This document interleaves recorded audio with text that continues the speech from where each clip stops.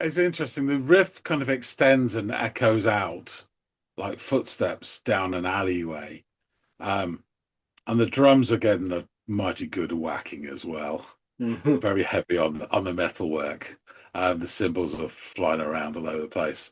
It sounds like someone's tripped over in a music shop.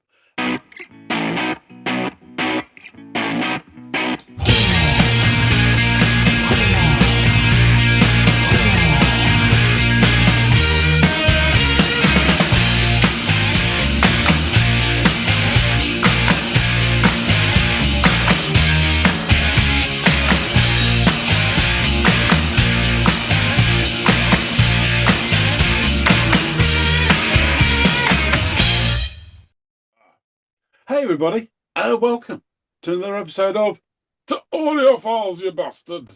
My name's John. His name is Andy. Zoo time is she and you time. The mammals are your favorite type, and you want her tonight. Heartbeat, increasing heartbeat. You hear the thunder of stampeding rhinos, elephants, and tachydidas. More on that later. But first, we got a chance to listen to Andy. What have you got for us today? Dead Sara. That's the name of the band. Dead Sara. Matter of time. Ah, fucking Yeah, so. yeah, yeah. Anyway, R.I.P. R.I.P. Queen.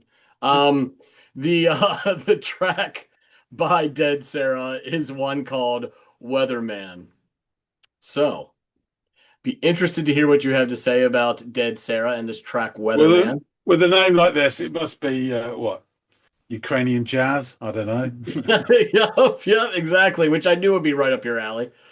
I'm So, expect I'm expecting rainbows and sugared unicorns.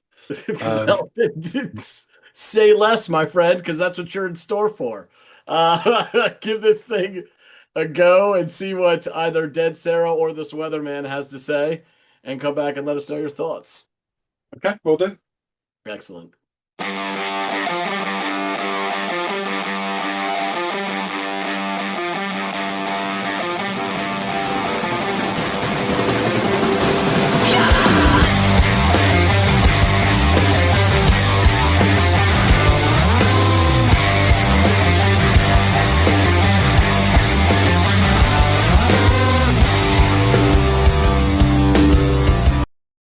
Okay, interesting start. So you got that sort of heavy riff, which is all very nice. And they do that old trick of always to me sounds like the cavalry coming galloping over the hill towards you, and then um, the counterpoint to that sort of heavy rock, uh, RAWK.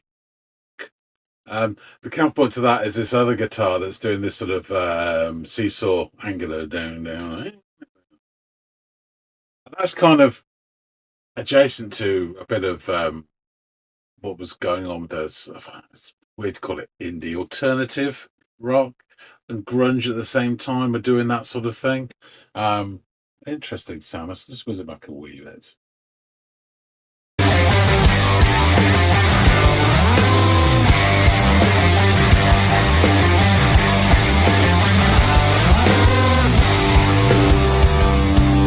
Drops down. Singer comes up. Skin soft as leather, I'm the weatherman. No one else more dedicated. I'm the weatherman. Well, hey, yeah, you got the right. It deteriorates. So that was interesting. You got this drop down as you'd expect before the singer comes in, but it had these weird reverb sort of wobbles on it. It kind of sounded the whole thing very urban and at night, like dark alleyways and someone like knocking themselves into trash cans and stuff like that. She then comes in. I caught the first bit. His skin was soft as leather. I'm the weatherman. And she does another couple of lines, and then we go, "Ah," and we go into like proper cock rock territory, which is not my bag. She's got a decent voice. I mean, it's definitely there. It sounds a bit sort of all caps to me, like there's I could be proven wrong. We shall listen on and find out.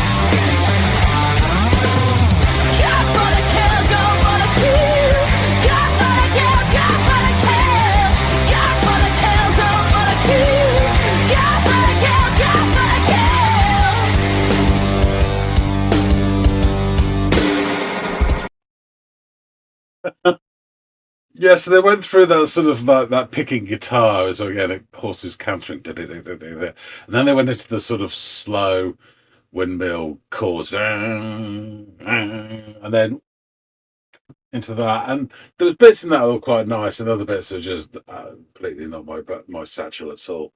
And then she was doing these sort of vocal warbles at the end of, it kind of reminded me of Justin Hawkins Rides Again. I'm quite fond of him, and the darkness, and they had a huge amount of humour doing it. So let's hope that Dead Sarah is just as much fun. Your skin was soft as leather. I'm the weatherman. There's no one else with the Around the start. dedication. I'm the weatherman. 'Cause I can't got the heart without the ache. Pretentious thieves have you believe it's theirs to take. Addicted to the love of ourselves. I'm the weatherman. I tell no one else. I'm the weatherman. She got my kill.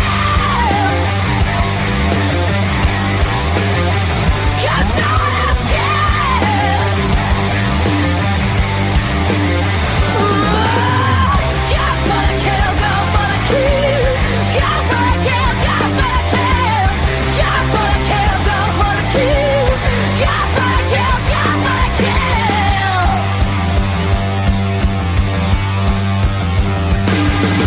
4 years the history we make for the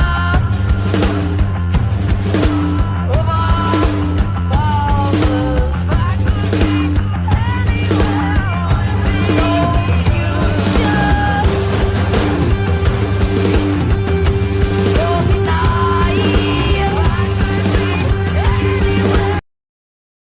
I like the sound of that guitar. It's a little bit different to what we've heard before.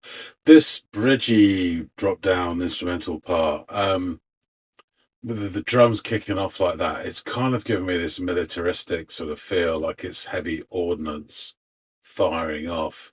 So we kind of got this urban vibe at the start that went into nonsense, and then again this sort of interesting, just getting that feel. But yeah, don't know what it's trying to convey here. I thought I heard her sing "Go for the Kill" a number of times, but who knows?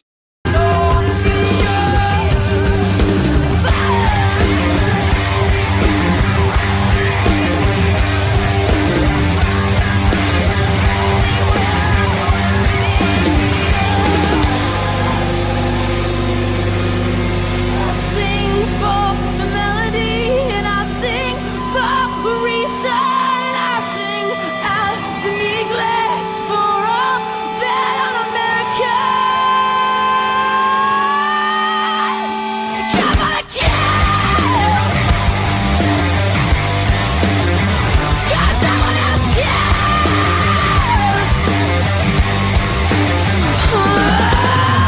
Go for the kill, go for the kill. Go for the kill, go for the kill. Go for the kill, go for the kill. Go for the kill. Go for the kill.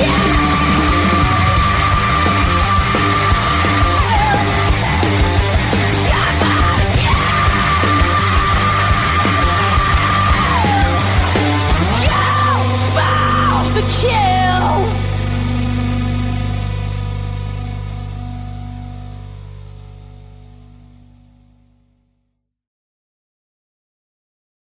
Yeah,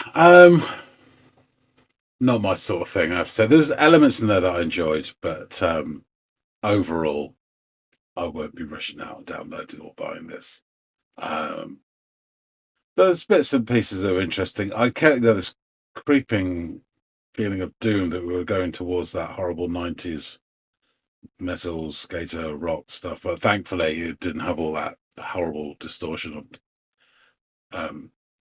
condensing of the guitar sound that took away all sort of the melody. But there were bits and techniques in here that sounded like sort of like heavy metal greatest hits playbook.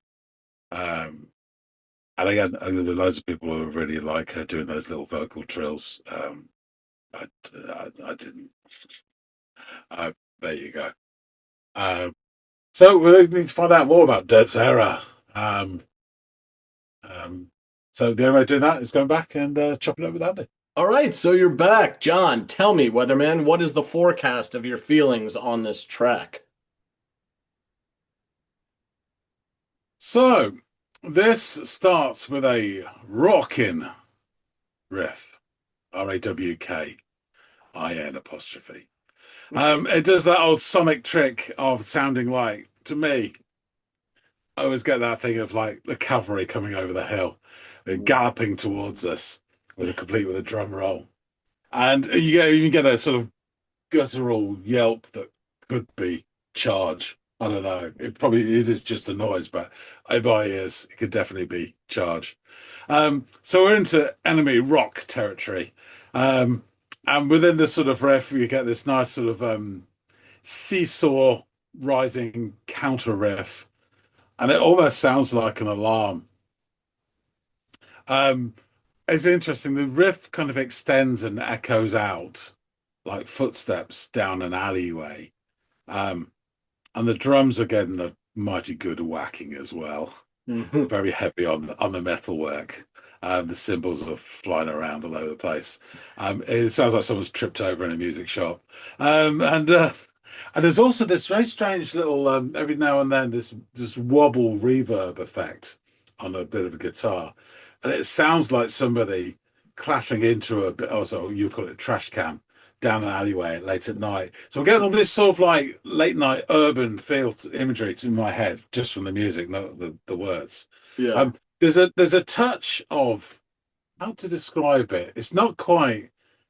It's 90s sounding guitar. It's that period I've talked about before, which is kind of in between. It's not grunge, and it's not the alternative. Indie's a really weak word to say in this, but there was that sort of rocky type sound of guitar that was heavy-ish, but wasn't as distorted as grunge, you know. And it's got a bit of that in this, and then in comes the female lead vocals, and she delivers. His skin was soft as leather. I'm the weatherman. Okay. Don't know what to make about that, but there you go.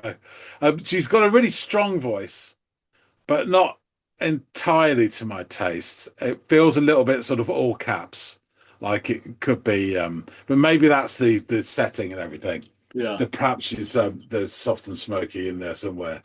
But Yeah. behind all this, there's a groove laid down by the trudging bass, and I've described them as wife beater drums. That sort of reverb sound continues to appear and echo along it, and we get that for about 4 lines, and then we get this picked guitar indicating movement or activity. I think of something like, and I referenced this in a recent episode, Iron Maiden's The Trooper, as like an exemplar of this technique. There's almost galloping, and it's just that. And at the beginning of every other line, we get like a group holler on the first word or so as well to emphasize this progression moving forward. A couple of lines, and then we get after that to go through these stages of different kind of musical, fairly heavy techniques. So after this sort of galloping stuff, then you get this a few lines of this what I would call like slow-mo windmill chords that ring out and extend. You can almost feel the arms going. And then at the end of that, there's a quick sort of shout into a much heavier sound. I think it's the chorus. And it's kind of, and I feel a bit lazy saying this, but it is kind of Rage Against the Machine adjacent, something like that. You know, it has that sort of punch to it. But going a bit towards a classic sort of heavy rock sound. She delivers the lines with great sort of fervency, and at the end of like every second or whatever, there's a little warble at the end, which didn't really tick my boxes. It made me think of, but then it made me think of, sorry, of Justin, what's his name? Anyway, the guy from The Darkness. Okay. Who is hilarious. And the thing about the Darkness is it wasn't particularly my music, but I bloody loved them because they had a great sense of humor, like he's fighting a giant crab in the video and stuff like that.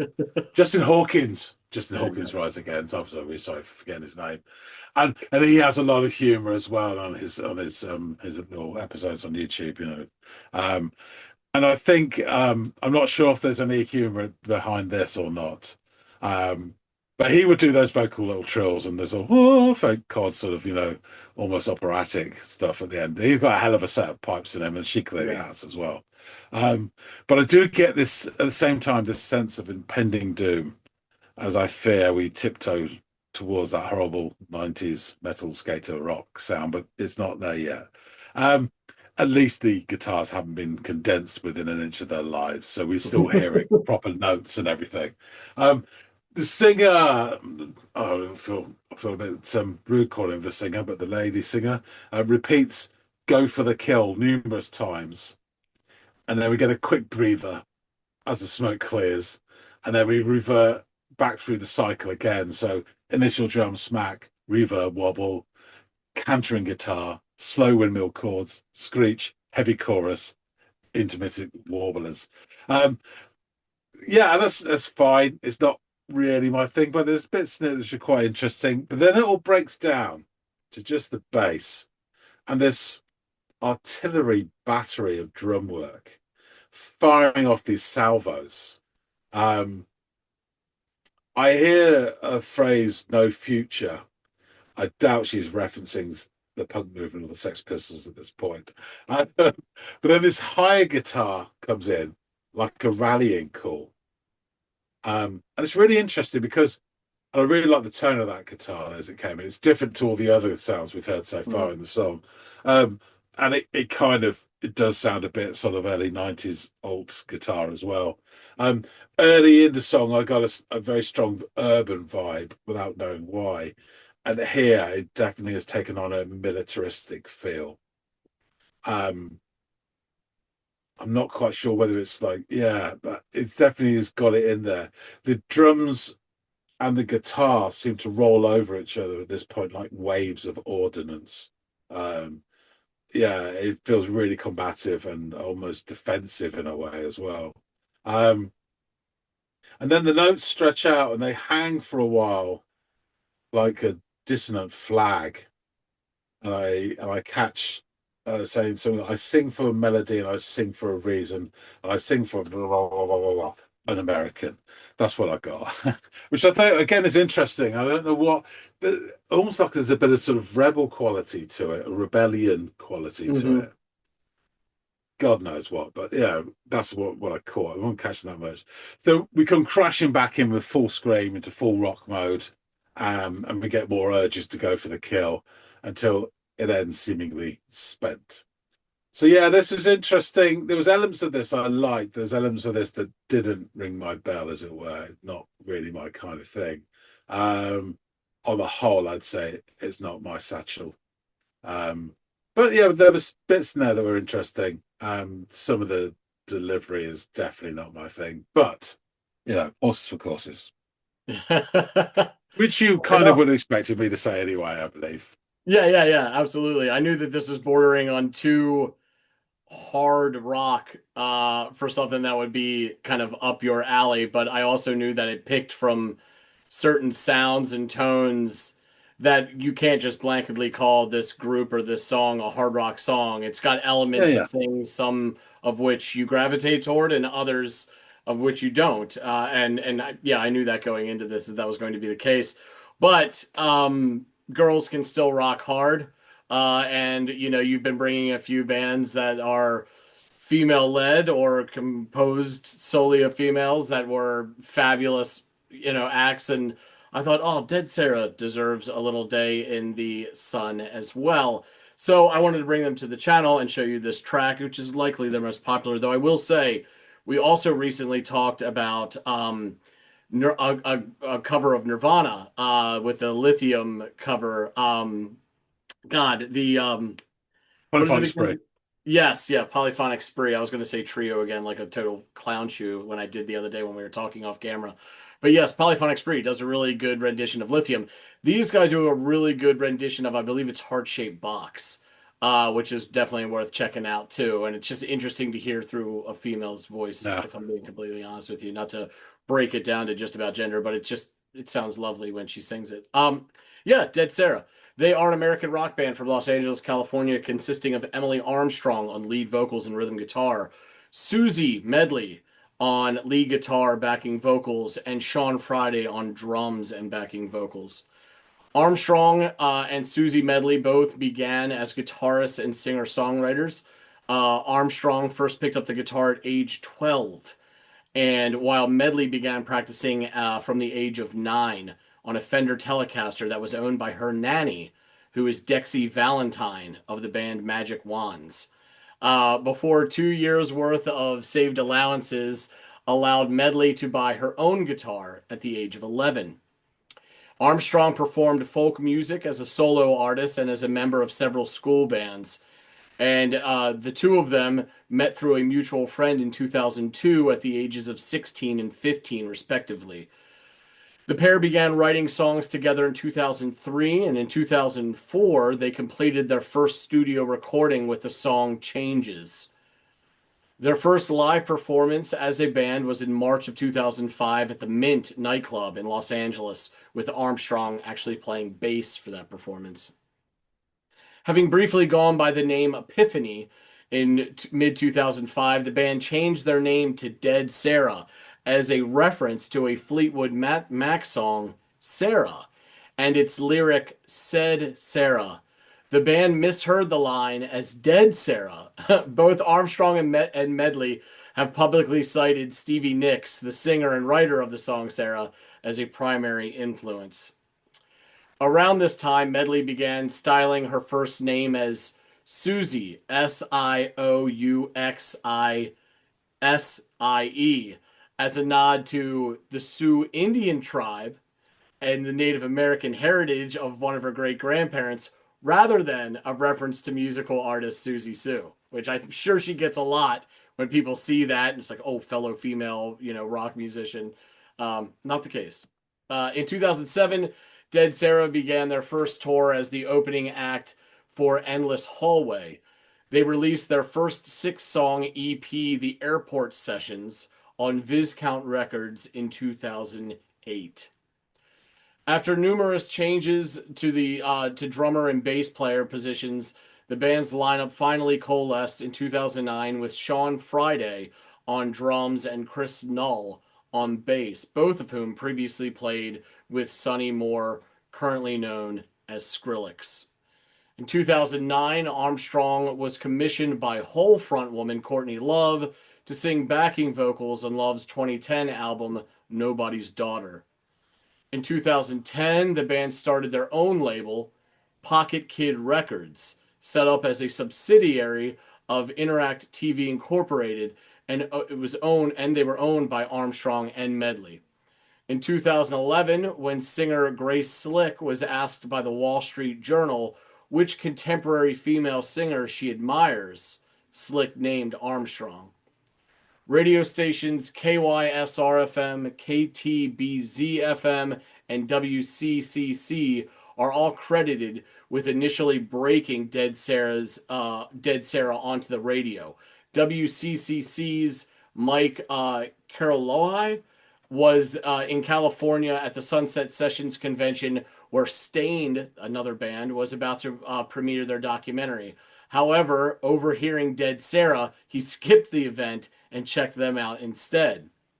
When he returned to Connecticut, he played the band's single Weatherman, giving the group greater exposure. The song, which had not been officially released, ranked number 2 on WCCC's Top 69 of the year 2011. 69. Nice. In September of 2011, the band... Go ahead. Yeah, Andy. Yeah. Just so this song, 2011. Yeah. Yeah, it's interesting. I was thinking about, I didn't raise it, but I was trying to think what period this was from, and it's really hard to pin down. You would say it's post 90s, but that's about it. It could be any time in the last 20 years easily. Or 30 at this point, but yeah, for sure. Yeah. Interesting. So yeah, in September of 2011, the band went on to tour, and in February of 12, the band released Weatherman as the lead single for their upcoming debut album. In April 2012, the band released their debut eponymous album through their label Pocket Kid Records. The album peaked at number 16 on Billboard's Heatseekers album charts. Dead Sarah received the Best New Rock Group award at the third annual Vegas Rocks Magazine Music Awards 2012 on August 26th of that year. They were also nominated for a Radio Contraband Rock Radio Award as Indie Artist of the Year in 2012 and were voted the 98.7 FM 2012 Close to Home Artist of the Year, defeating No Doubt in the final round. Weatherman topped the Loudwire 10 Best Rock Songs of 2012. That is their list, beating several major bands including 3 Days Grace, Stone Sour, and Deftones. Both Armstrong and Medley were nominated as top 10 finalists in the Loudwire 2012 Top Vocalists and Top Guitarist Awards, respectively. Additionally, Armstrong was nominated for the Loudwire 2012 Rock Goddess of the Year award. So prestigious. Dead Sarah made their debut television appearance on Jimmy Kimmel Live, Jimmy, on June 7th, 2012, performing their single Weatherman and Sorry for It All. Dead Sarah was featured on Fuse News on March 20th, 2013, during which Dave Grohl commented that Dead Sarah should be the next biggest rock band in the world. In December 2014, Dead Sarah announced that they would be releasing their second album, Pleasure to Meet You, in March of 2015, again on their own Pocket Kid Records label. The band also announced that they would be using Pledge Music for those who wanted to pre-order the album. The album's release was followed by a short headlining tour, after which bassist Chris Knoll left the band and was replaced by Elisa Davey. Dead Sarah signed with Atlantic Records in 2017. The 6-song EP Temporary Things Taking Up Space was released then June 8th of 2018. In November of 2020, the band released the song Hands Up. Their third and most recent full-length album, Ain't It Tragic, was released in September of 2021. So, back to the self-titled debut album. In her review of the album for Loudwire, Liz Ramanand, wrote that Armstrong's vocal layers can go from giving you a warm hug to punching you in the face, and that the pitch of her voice takes you on a roller coaster ride you won't soon forget. So I'm assuming this is probably much more of the punch in the face than the warm hug, though there are tracks that offer some consolation after taking one to the chin. Sam Law, writing for Kerrang, would write, sometimes you discover a group of artists where it just doesn't compute that they're not already massive. Dead Sarah are one of those bands, combining the widescreen 70s rock influence of legends like Led Zeppelin and Fleetwood Mac with the raw grit and spiky righteousness of the 90s grunge and Riot Girl movements, then adding just a splash of modernity to the mix. Theirs are the kind of songs that can get radio airplay without needing to revert to beige modern formulas. Steve Balton of Rolling Stone wrote that, blending blues, hard rock, and punk into a whirling energy, the album is a vehicle for both the band and Armstrong's diverse tastes. Sputnik Music's Irving Tan completed his review with, Dead Sarah have created a record that people will be talking about for years to come. Now, let's jump into these lyrics. His skin was soft as leather, I'm the weatherman. No one else more dedicated, I'm the weatherman. Well, hey kid, you got the right, but the choice to kill. No, son of Sam, will let you in to turn against, addicted to the love of ourselves, I'm the weatherman. I'll tell no one else I'm the weatherman. So go for the kill, 'cause no one else cares. Go for the kill, go for the kill. Go for the kill, go for the kill.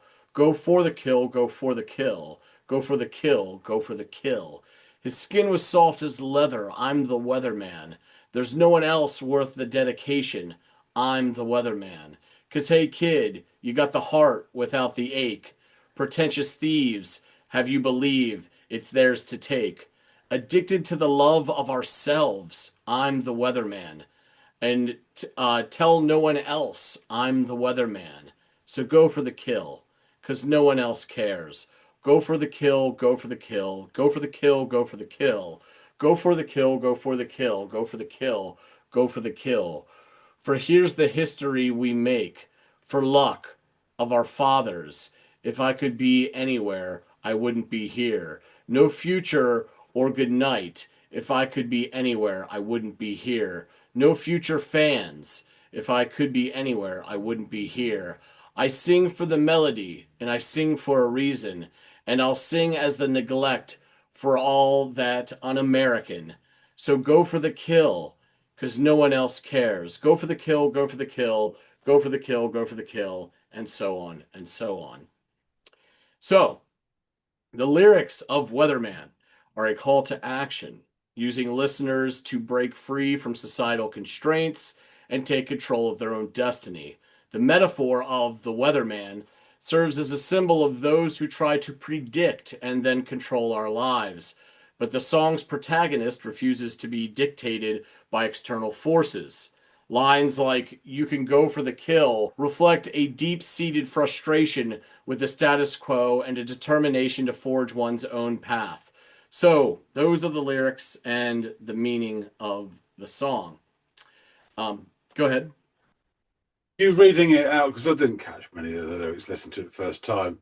As you read out the lyrics, the first half of it kind of almost sounds like a statement, like I'm the bogeyman. I'm something you need to be scared of. And as you say, the second half does sound like almost a rebel call, Yeah, to, yeah, to call to arms. Yeah, interesting. yeah. I don't know if it's And the so much. music did reflect that in a way. It Yeah, did. There was definitely different bits to it. absolutely, absolutely. It definitely sounded like she was taking ownership. Like, I am the weatherman. I dictate what my own forecast is and the weather that I will endure in my life based off the decisions I make. I don't want to be told by someone else. So that's, I'm pretty sure, the metaphor that they're going for. Um, and I should note before wrapping things up here, the band has not released any new work since 2021, as vocalist Emily Armstrong has gone on to join, of all bands, Linkin Park as their co-lead vocalist in 2024 and performed in her first concert with the band on September 5th the same year. So whether we will hear more from Dead Sara in the future remains to be seen. Yeah, I suppose she's probably taking on the Chester Bennington role in Linkin Park. I hadn't heard any new material or any Linkin Park in years at this point, but I mean, obviously with his passing and them still touring, someone had to step in and fill that void. So I assume it's her, which is an interesting choice. Imagine that they're still quite a force, particularly in America, in terms of revenue generating band. They must Oh, be. yeah, yeah. Although at this point, they're probably at that stage where it's 60 to 70% based off nostalgia, 30 to 40% based off latest output and interest thereof.